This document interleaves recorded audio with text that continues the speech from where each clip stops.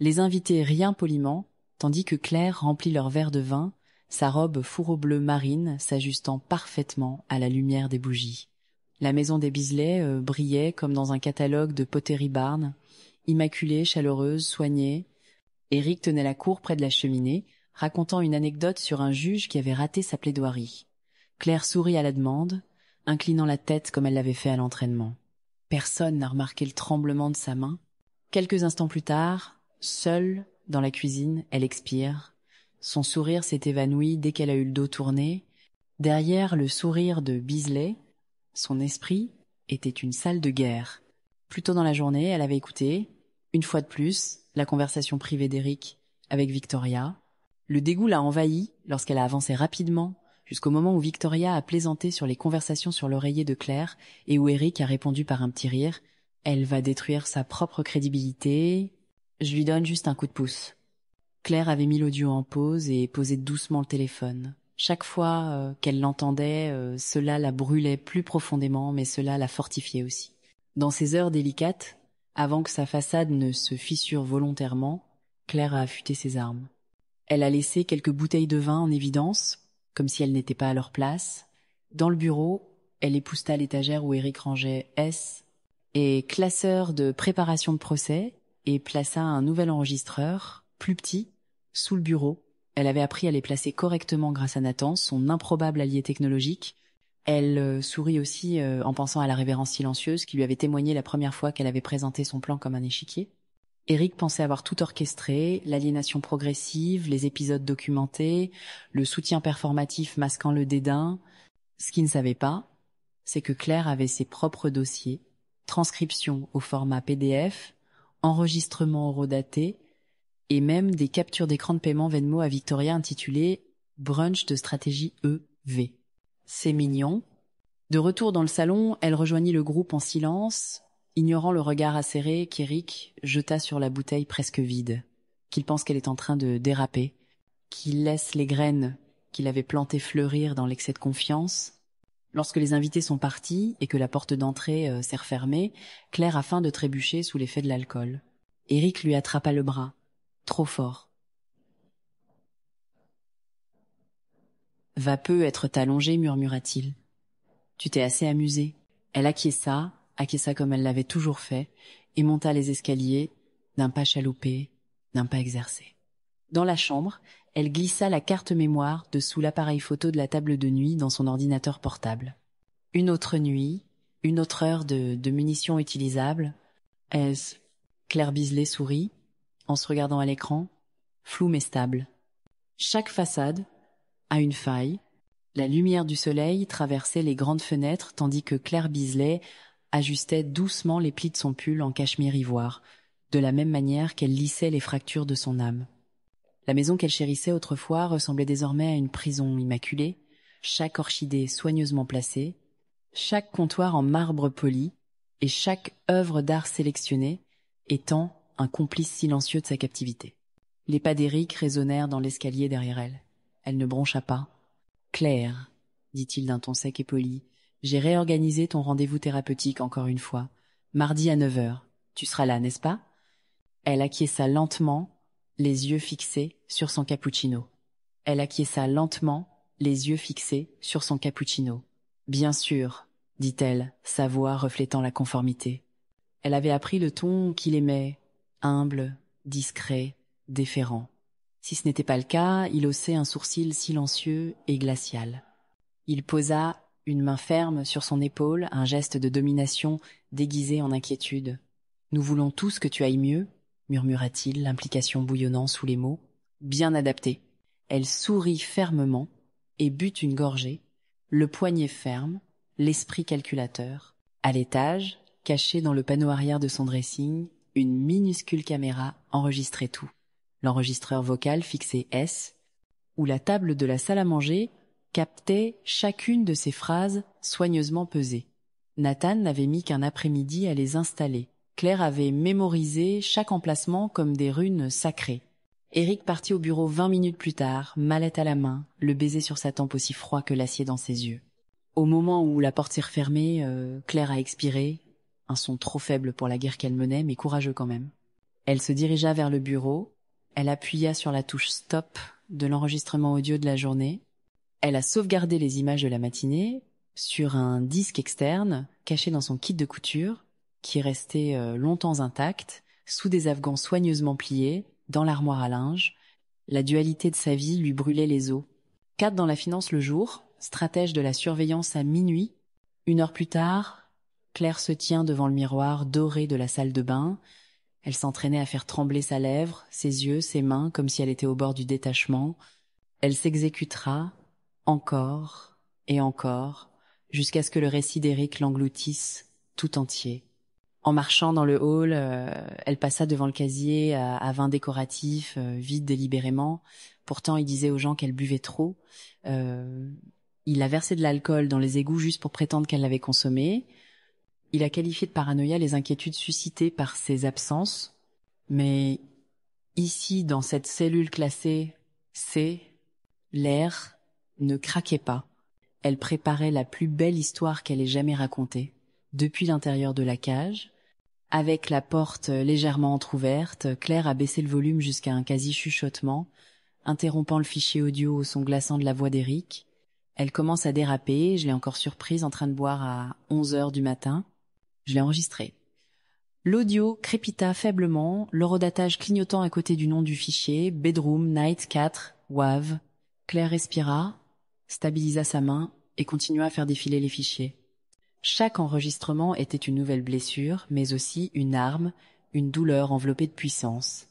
Dans la lumière tamisée de son bureau, au mur recouvert d'un taupe chaleureux, Claire sentit, pour la première fois depuis des semaines, que les fissures de sa vie n'étaient plus un signe d'effondrement, mais des points d'entrée pour la lumière et l'effet de levier. Elle a cliqué sur un autre fichier extrait de l'alimentation du salon. La voix d'Éric à nouveau, suffisante et nette. Elle ne remarque même pas que je lui donne la corde.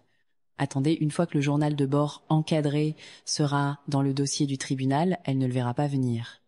Les mots, ils étaient le scalpel d'Éric. Pas d'échymose à montrer du doigt, pas d'os brisé, juste des phrases soigneusement choisies, des omissions calculées, des insinuations chargées. Claire les avait mémorisées, d'abord dans l'angoisse, puis comme Munity, on. Elle avait cessé de douter d'elle-même, maintenant elle marquait chaque manipulation, chaque démantèlement subtil de son récit. Ce qui l'utilisait pour la démolir, elle le cataloguait, maintenant, comme une preuve, dans un dossier étanche. Son téléphone a sonné. Un message de Nathan. Nouveau lot de décryptage terminé, enregistrement des transcriptions en cours, vérifie ton dossier vocal, living room, capture, 12 contient des éléments accablants. Elle l'ouvre.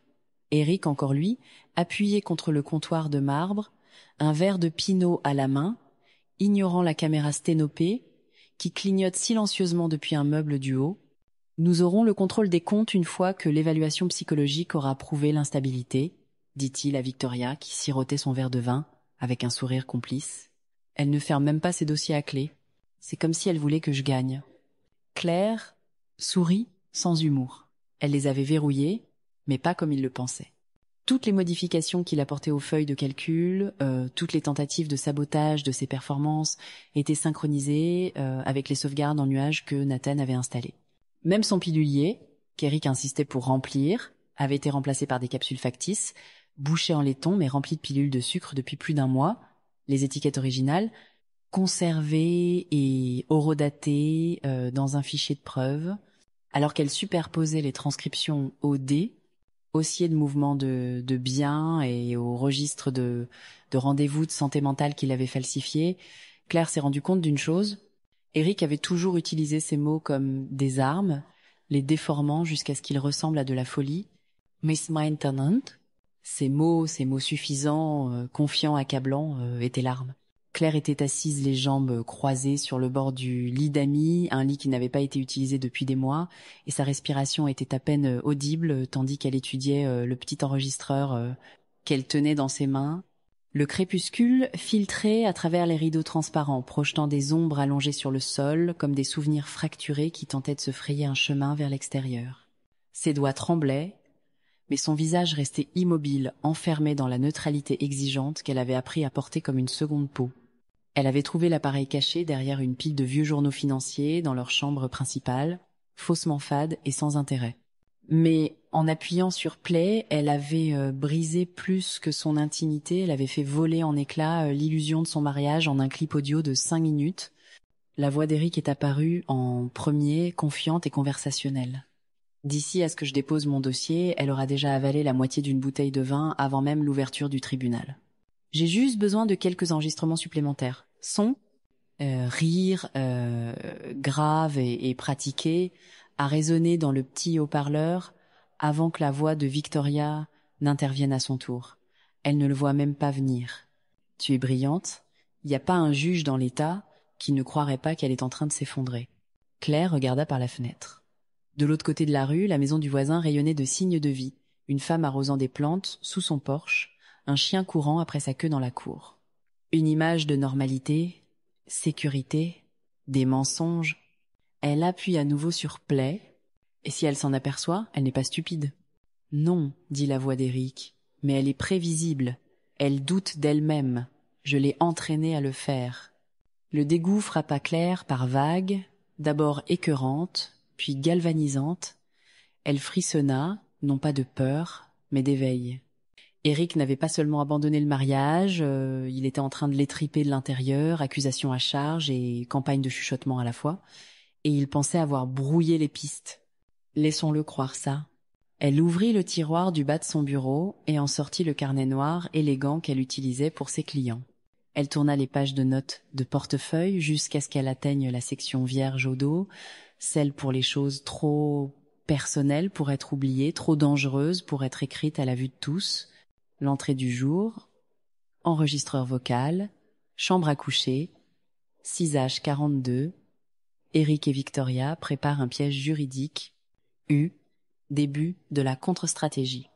Claire éteignit l'enregistreur et expira lentement, son souffle ressemblant à de la buée sur du verre, puis disparut. Si Eric voulait jouer aux échecs, il avait sous-estimé la reine. Elle prouverait chaque murmure avec des preuves, chaque mensonge avec des preuves, et le moment venu, ce serait pas une dispute ou une confrontation qui le détruirait. Claire était assise les jambes croisées sur le sol de la chambre d'amis, la porte fermée derrière elle, l'ordinateur portable ouvert, et les dossiers étalés sur la moquette comme une carte de combat. La lumière du soleil passait à peine à travers les volets fermés, projetant de longues lignes sur des piles de courriels imprimés, des clés USB et un bloc-notes jaune rempli de notes méticuleuses. C'était plus une chambre à coucher. C'était une salle de guerre. Elle enfila son casque anti-bruit et avança rapidement dans le dernier fichier audio. La voix d'Eric était douce et soyeuse, puis venimeuse, selon la personne à qui il s'adressait. Son doigt mit la lecture en pause sur un extrait où Victoria riait froidement. Elle ne le verra jamais venir. Eric, la plupart du temps, elle est à moitié ivre au petit déjeuner. Claire griffonna un horodatage. Cette voix suffisante résonnerait un jour dans une salle d'audience, ou mieux, à travers le cycle de l'information. Chaque jour qui passait, Claire devenait de plus en plus perspicace. À chaque mensonge d'Eric, elle oppose des documents, et relevés téléphoniques, des copies de leur calendrier commun avec ses véritables allées et venues, des notes de frais de l'entreprise auquel il ignorait qu'elle pouvait accéder grâce à un vieil iPad encore synchronisé avec son cloud. Leur maison était devenue une ruche de justice silencieuse.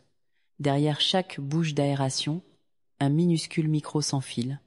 Dans un décor inoffensif, des disques de sauvegarde, des interrupteurs d'enregistrement cachés. À 9h14 précise, elle a ouvert un chat vidéo sécurisé avec Nathan Blake. « Claire, dit-il, l'écran clignotant légèrement, j'ai décrypté le 3e fichier du mouchard du bureau. Tout est là. Coordination avec les RH pour diffuser de fausses déclarations sur votre comportement, incompétence mentale, accusation d'irrégularité. Claire acquiesça, tapant rapidement. J'ai besoin de tout cela en copie, expurgé et non expurgé. Rachel va vouloir les versions brutes. » Nathan lui a donné un rapide coup de pouce. Déjà sauvegardé, tu es en train de gagner. Elle n'a pas souri, la victoire n'était pas le but, la vérité l'était. Claire s'est penchée en arrière et a regardé le mur, dont la peinture coquille d'œuf était devenue une toile pour les notes autocollantes et les calendriers. Des lignes rouges reliaient les mémos vocaux aux entrées du calendrier, les photos au contrat. Un calme étrange se dégageait de l'ensemble. Un sociopathe construit sa forteresse sur le contrôle, mais Claire venait de s'enfoncer dans les mènes, et de placer des charges à chaque poutre. Son téléphone bourdonne, un message de Rachel, j'interviewe un ancien associé du cabinet d'Eric, l'histoire prend de l'ampleur. Les doigts de Claire survolent le clavier. Puis, excellent, dites-lui de parler librement. Il a réduit trop de gens au silence pendant trop longtemps. Elle leva les yeux vers le miroir de l'autre côté de la pièce, non pas pour vérifier sa coiffure ou son maquillage, mais pour soutenir son propre regard. Le parfum de Claire flottait subtilement dans l'air, le même parfum qu'elle avait porté pendant des années, mais maintenant il faisait partie du camouflage.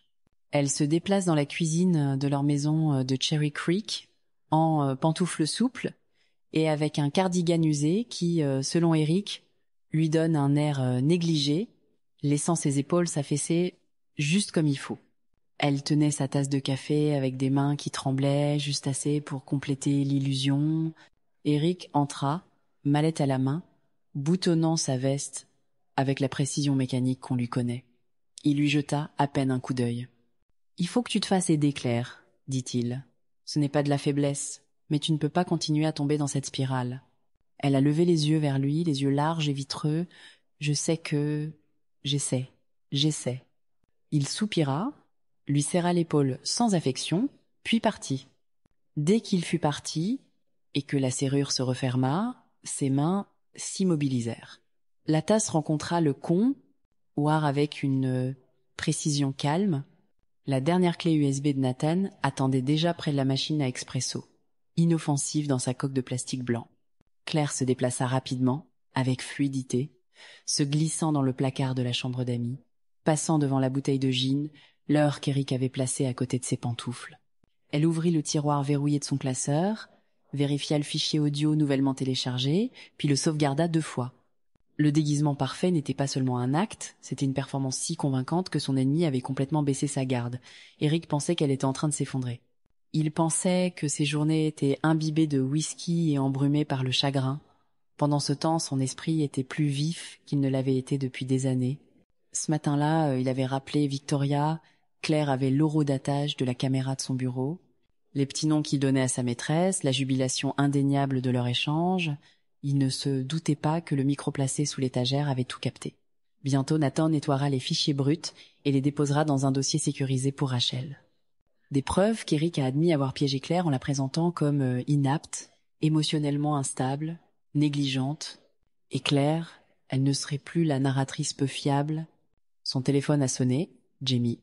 Renseignement d'un contact de Sundal, disait le message. Le cabinet d'Eric s'attend à ce que tu aies ou à partie à la fin du mois. Il dit que tu as perdu les pédales. J'ai des captures d'écran. Excellent. Claire sourit faiblement, s'appuya contre le mur du placard et se laissa aller à la respiration. Si Eric voulait qu'elle soit silencieuse, brisée, oubliée, il aurait dû choisir un autre adversaire, qui lui fasse croire qu'elle était au bord de la crise de nerfs. Le ronronnement de la machine à expresso de Claire masquait le murmure de sa voix, alors qu'elle se penchait sur le comptoir de l'îlot, les mains enroulées autour d'une tasse fumante. Rachel était assise en face d'elle, l'ordinateur portable ouvert, les doigts posés mais immobiles. « Ils n'ont même pas l'air inquiets », dit Claire, les yeux rivés sur la fenêtre, comme s'il s'agissait d'un simple élément de la liste de contrôle. Rachel acquiesce lentement, la mâchoire serrée. Ils ont déjà fait ça avant, peut être pas exactement comme ça, mais le scénario n'est pas nouveau. Votre histoire, c'est juste la première fois que quelqu'un tire le rideau. Claire expire par le nez, les épaules légèrement affaissées. Victoria a utilisé mon nom comme si j'étais un appareil défectueux.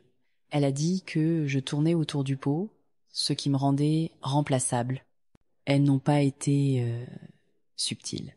Rachel tourne l'ordinateur portable, révélant des timestamps, des clips audio, mais l'intention compte dans le journalisme. C'est une chose de manipuler un conjoint, vous avez la preuve d'une conspiration. Nous ne nous contentons, pas de rapporter un scandale. Nous dénonçons une stratégie systémique destinée à détruire des vies. Claire a bu une gorgée, ses mains étant désormais stables. J'ai toujours l'impression qu'ils étaient en train de gagner. Ils l'étaient, dit Rachel, en tapant sur une touche. Jusqu'à ce que vous commenciez à enregistrer, jusqu'à ce que vous arrêtiez de réagir et que vous commenciez à vous documenter.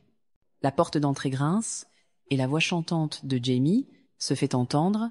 J'ai apporté les pâtisseries à la lavande que tu aimes. Elle s'arrêta dans l'entrée, ses yeux allant de Rachel à Claire. « Désolée, je dois y aller. » Non, Claire sourit faiblement. « Nous avons besoin d'un regard neuf. » Jamie posa la boîte rose sur le comptoir de marbre et jeta un coup d'œil à l'ordinateur portable. « Wow, est-ce que c'est ?» Rachel lui jette un coup d'œil par-dessus des lunettes à monture métallique. « Tu as signé l'accord de confidentialité ?» Jamie sourit, 3 fois avec du sang. Rachel sourit et tourne l'écran vers elle. Écoutez ce que Victoria dit, à la minute 12.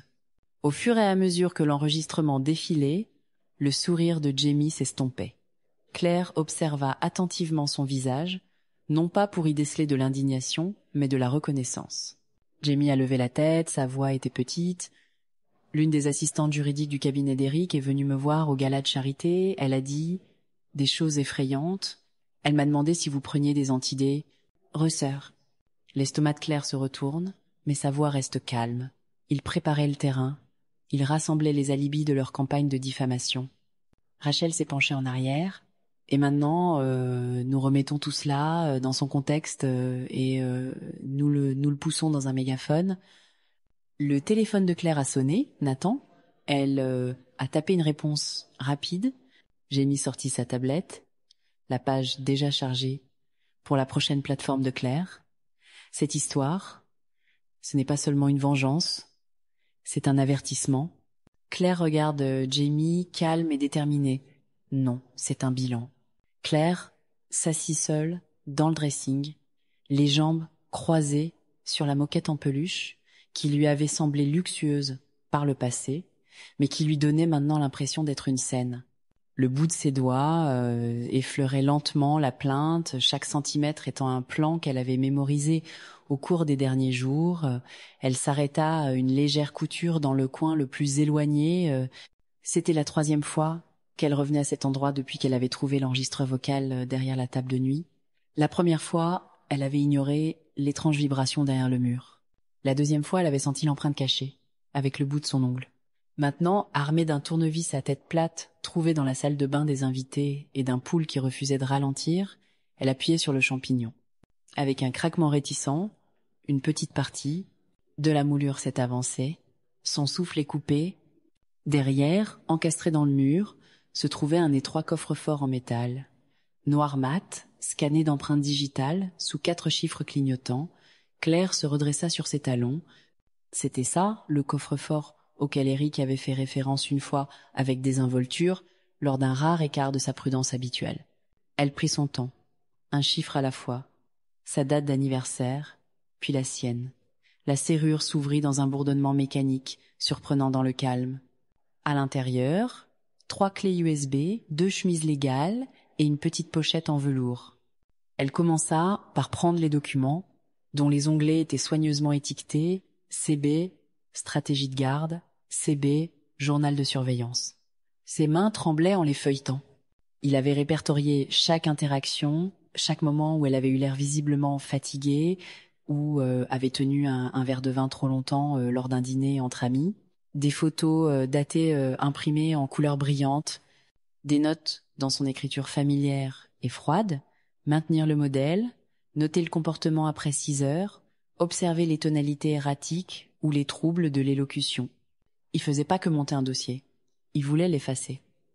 Claire saisit l'une des clés USB, l'inséra dans son ordinateur portable et ouvrit le premier dossier, audio, logs, clip après clip, nommé par date et heure. Elle cliqua sur l'un d'entre eux. La voix d'Eric résonna dans la pièce. Elle ne le verra même pas venir. Dès que j'aurai déposé le dossier, nous lui ferons une recommandation de désintoxication, ce qui la fera plier. Personne ne veut d'un désordre public et surtout pas Claire. Un rire de femme, celui de Victoria, suivi, aigu et coupé. Ses jointures blanquirent. Claire s'est adossée au placard, son corps rigide sous l'effet de l'adrénaline, mais son esprit glacial et calculateur. Si c'était une guerre, cette chambre forte était l'armure de l'ennemi, et maintenant elle était à elle. Elle en copia le contenu avec un calme éprouvé, puis doucement elle remit tout en place, laissant le coffre-fort se refermer en un clic. Pas de confrontation. Pas encore. Le laisser croire qu'elle est toujours perdue. que le vin est toujours sa berceuse, que les jeux sont toujours les siens. Il avait construit ce caveau pour l'enterrer. Rachel Moore était assise en face de Claire, à une table discrète du Little Raven Coffee, le bruit du café constituant une toile de fond parfaite pour les secrets.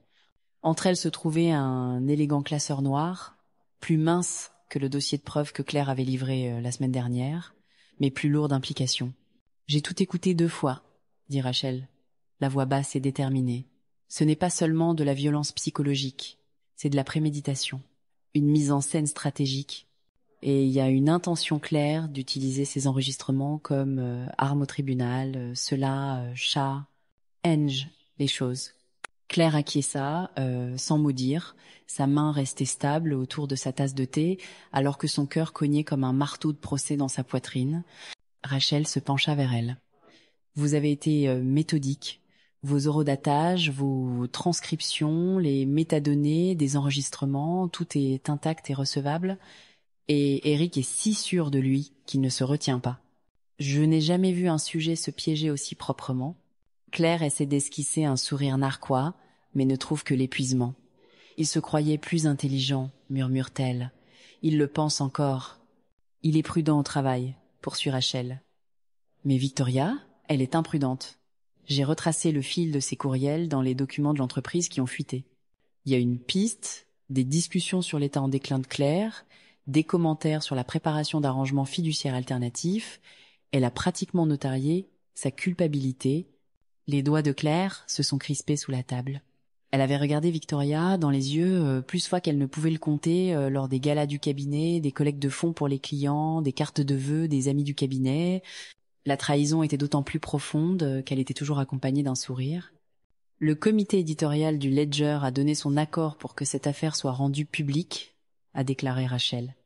Nous donnons à Eric le droit de répondre, mais au moment où nous publierons, des enquêtes officielles seront en cours.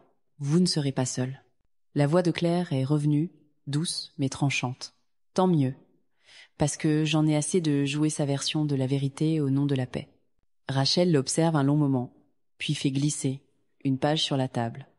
C'est la transcription de votre entretien. Nous pouvons la présenter comme une narration à la première personne. C'est puissant, mais j'ai besoin de votre accord.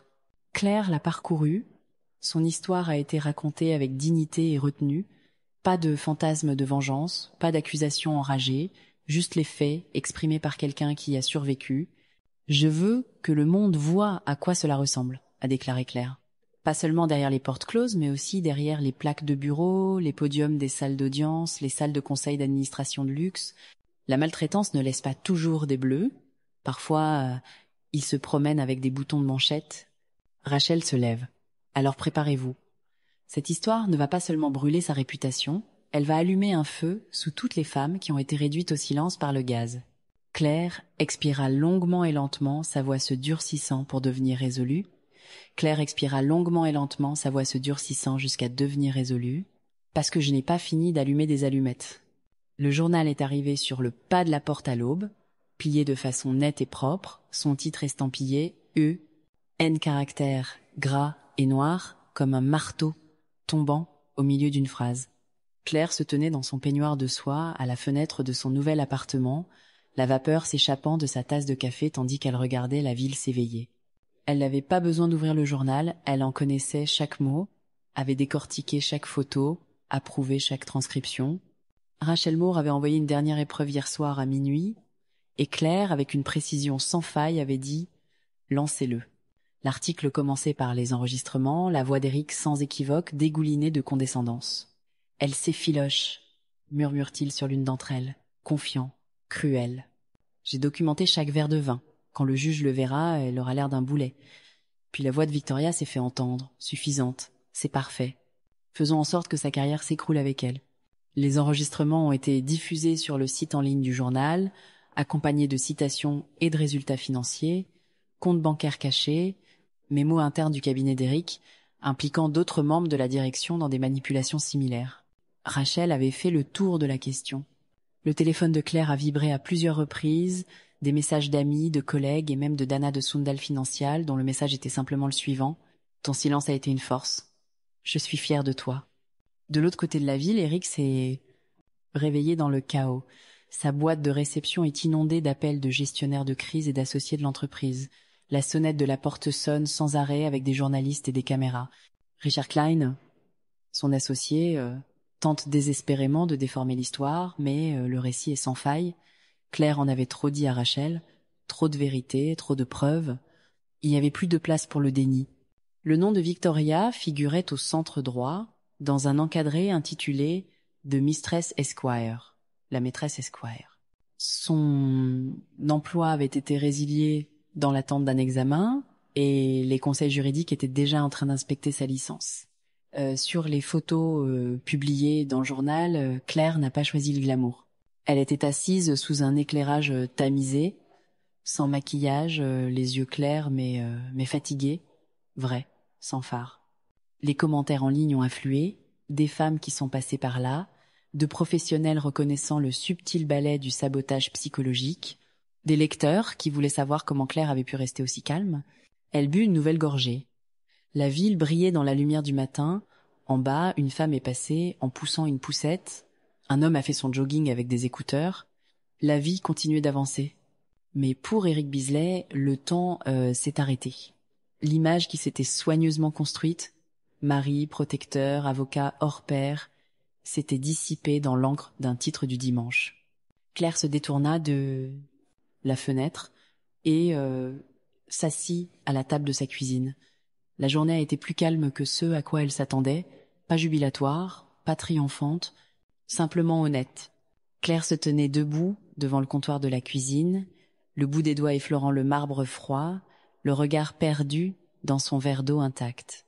La maison était silencieuse, à l'exception du faible ronronnement du réfrigérateur et de la pluie qui ruisselaient contre les portes vitrées du patio. Dehors, les tulipes qu'Eric avait insisté pour que les paysagistes plantent pour donner de l'allure à la maison se balançaient lamentablement, leurs tiges pliées comme pour capituler. Elle avait réécouté chaque seconde de l'enregistrement, la voix basse et suffisante d'Eric, le rire soyeux de Victoria, s'enroulant autour de mots comme levier et narration. Ils se croyaient brillants, intouchables. Ils n'avaient aucune idée que les règles étaient en train de changer. À l'étage, la porte du bureau d'Eric s'ouvrit en grinçant. Claire a transformé son expression en une expression de fatigue pratiquée. Lorsqu'il entra dans la cuisine quelques instants plus tard, elle ne se retourna pas. Il se servit un scotch en l'observant. « Tu n'as pas préparé le dîner, dit-il d'un ton ferme. »« Je n'avais pas faim. » Sa voix était calme, sans liste. Il lui adresse un sourire crispé.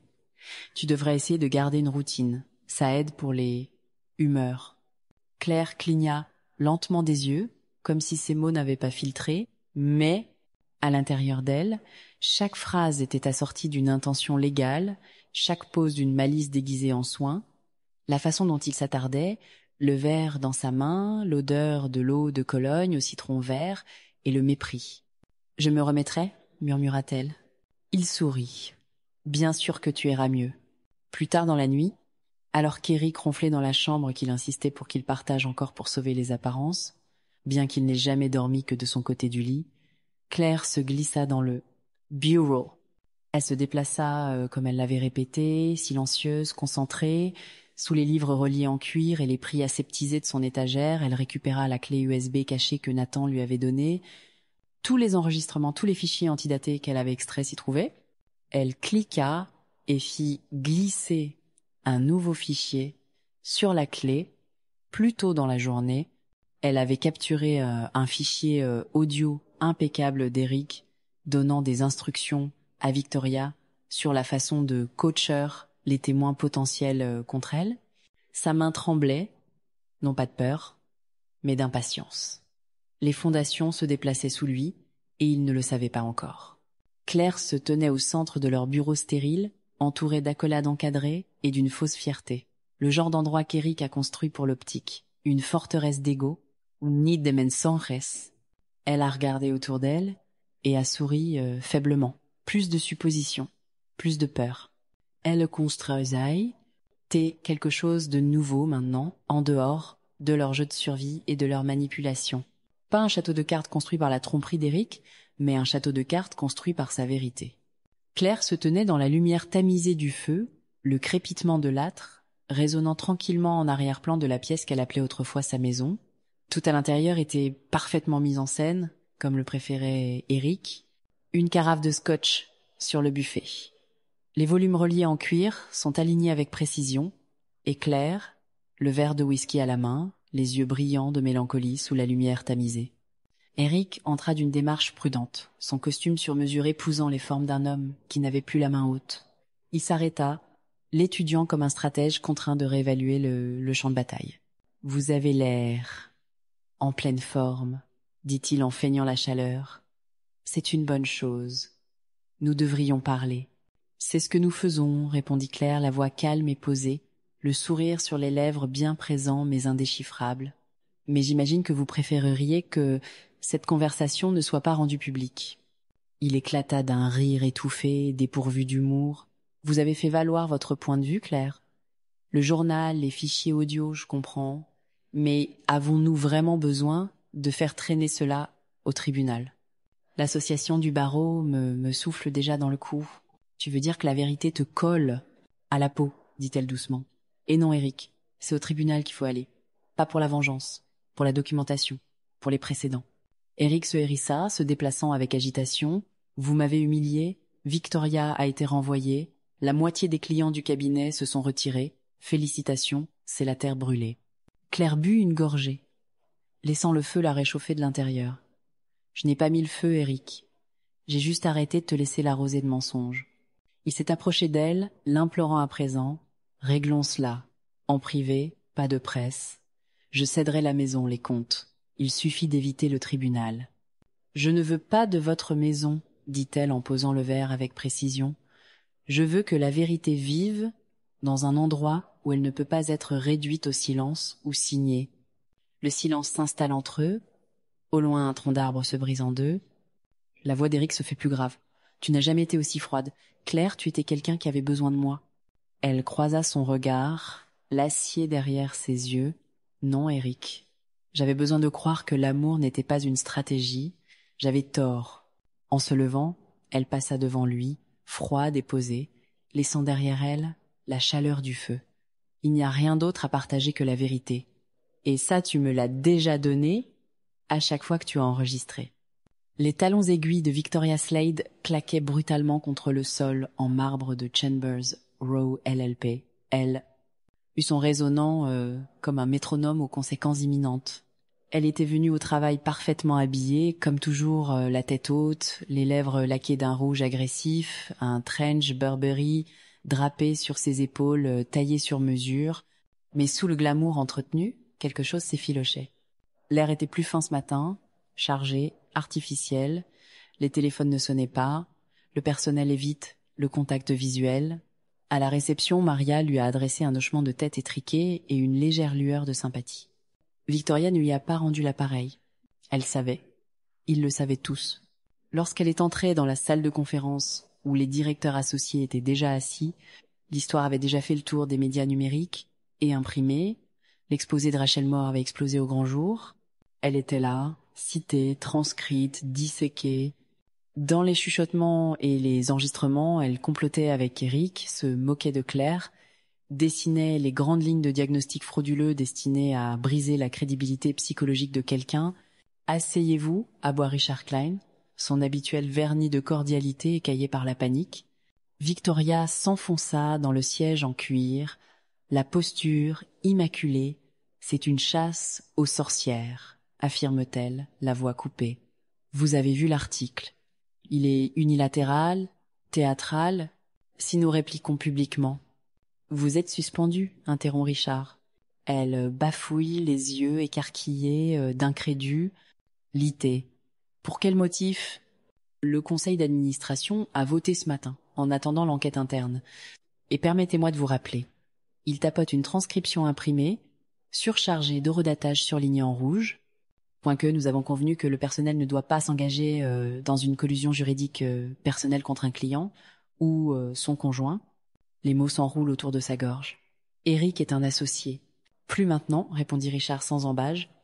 Il a démissionné il y a 1 heure. La réponse est tombée comme une gifle. Victoria sentit son sang-froid vaciller, juste une respiration. Elle tenta de se recalibrer, d'arborer son sourire habituel. « Je vais contacter les relations publiques. Nous allons pivoter, recadrer. Je peux diriger cela. »« Oh, vous ne dirigez rien, » dit Richard froidement. « Votre accès a été révoqué. Le service juridique a dit que vos commentaires sur la fabrication de documents pouvaient constituer une subornation de témoins, voire une conspiration pour frauder. Si le barreau vient frapper, nous n'avons rien vu. Vous vous représenterez vous-même. » Le silence s'intensifie, tendu et étouffant. Quelques instants plus tard, la sécurité fut appelée, pas violemment, mais avec l'inévitable finalité d'une porte qui se ferme brutalement. Alors que les portes de l'ascenseur se refermaient sur l'entreprise qu'elle dirigeait autrefois avec son rouge à lèvres et son ambition, l'expression de Victoria se fractura, juste un peu, moins le visage d'une femme bafouée que la panique naissante d'une personne qui se croyait intouchable. Mais Claire avait parlé. Claire ajusta le revers de son tailleur bleu marine en sortant de l'ascenseur pour entrer dans le hall du palais de justice, ses talons résonnant sur le sol en marbre. Une semaine s'est écoulée depuis que l'exposé du dimanche a explosé à Denver comme un explosif soigneusement placé. La ville bourdonnait de spéculations. Elle le voyait dans les regards d'inconnus, dans les conversations à voix basse dans les cafés, dans la boîte de réception de plus en plus remplie de courriels de soutien de la part de femmes qu'elle ne connaissait pas. Mais aujourd'hui, il ne s'agissait pas de faire les gros titres. Aujourd'hui, il s'agissait du champ de bataille juridique qu'Éric pensait avoir maîtrisé et du moment où il s'est déplacé sous ses pieds. Dans la salle d'audience 4B, la juge Madeleine Ortega est assise derrière le banc, son regard est plus froid que l'air conditionné qui circule dans la pièce. Claire s'assit à côté de son avocat, calme et posé. En face d'elle, Éric est assis, raide dans son costume anthracite taillé sur mesure, la mâchoire serrée. Alors qu'il rayonnait autrefois de contrôle et de charme, sa peau ne présentait plus qu'un léger reflet de panique.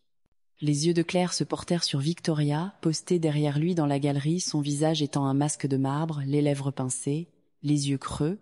La procédure a commencé par un « demande » de l'équipe juridique d'Éric, qui souhaitait que tous les documents relatifs au divorce soient mis sous scellé et que l'accès à la presse soit bloqué. La juge, Ortega, a plissé les doigts, l'expression indéchiffrable. M. Beasley, commença-t-elle, j'ai lu chaque ligne de la demande et j'ai également examiné les preuves apportées par les médias indépendants, complétées maintenant par des soumissions formelles à ce tribunal. La bouche d'Éric s'ouvrit légèrement, comme pour intervenir, mais la juge le fit taire d'un léger haussement de sourcils. Ce que je vois ici, a poursuivi Madame Ortega, ce n'est pas une simple dispute domestique démesurée par la presse. Je vois un abus émotionnel méthodique et prémédité, des stratégies de diffamation visant à discréditer une femme professionnelle et une manipulation contraire à l'éthique des outils juridiques. Des murmures parcourent la salle. Examiner cette question à huis clos impliquerait que le silence est une conséquence appropriée pour ce type de comportement, a-t-elle déclaré, la voix s'élevant légèrement. Cette cour ne participera pas à l'effacement des abus simplement parce qu'elle porte un costume. La poitrine de Claire s'est soulevée, son souffle se situant quelque part entre la justification et l'incrédulité. Motion rejetée. À l'extérieur de la salle d'audience, Rachel Moore attend. Lorsque Claire émergea, les yeux toujours rivés sur les mots enflammés du juge, Rachel lui tendit un journal plié en deux, une édition spéciale « L'éthique juridique en danger », la confiance du public ébranlée après la dissimulation d'abus domestiques à Stonebridge Law. C'est la dernière réplique d'un tremblement de terre éthique qui a ravagé le cabinet d'Éric.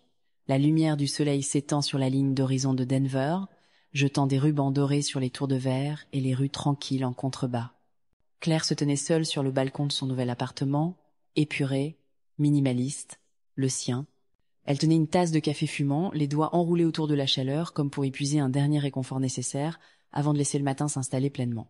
Ses yeux balayaient l'horizon, le dôme du palais de justice au loin, les fenêtres supérieures de son ancien immeuble à l'autre bout de la ville, le parking où les journalistes avaient tendu une embuscade à Éric le jour de la publication de l'article.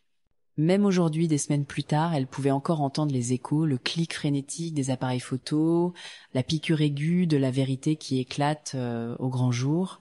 Elle prit une plus longue gorgée et sourit. Sur la table du patio, à côté d'elle, se trouvait un exemplaire frais du Morning Ledger, plié à la page éditoriale. Un titre a attiré l'attention, Nouvelle protection juridique pour les victimes de surveillance émotionnelle. En dessous, une photo de Claire lors d'une récente conférence, parlant non pas derrière des portes closes ou les murs d'une salle d'audience, mais sur une scène nationale. Elle était devenue à la fois un symbole et une voix, non pas parce qu'elle voulait attirer l'attention, mais parce que le silence avait servi trop de personnes comme Eric pendant trop longtemps. Le bourdonnement de son téléphone l'incita à rentrer. Le nom de Dana clignotait sur l'écran, une autre félicitation peut être ou des nouvelles du programme de mentorat en alphabétisation juridique qu'elles avaient lancé ensemble la semaine dernière. Claire l'ignora pour l'instant. Elle ne voulait que ce moment, le doux bourdonnement du matin, le souffle tranquille de la victoire. Elle se tourna légèrement, traçant la fresque qu'elle avait commandée pour le mur de son balcon. Des bleus et des gris, un phénix à plumes émergeant de l'obscurité ancrée. Une griffe s'enroule autour d'un microphone, l'autre autour d'un marteau. Pas le feu, pas de rage, juste une preuve et une voix. Elle attrapa à nouveau le journal et l'ouvrit pour lire l'article sous le pli. Une citation du juge Ortega apparaissait en italique gras. « Aucun tribunal ne devrait être le théâtre d'une manipulation.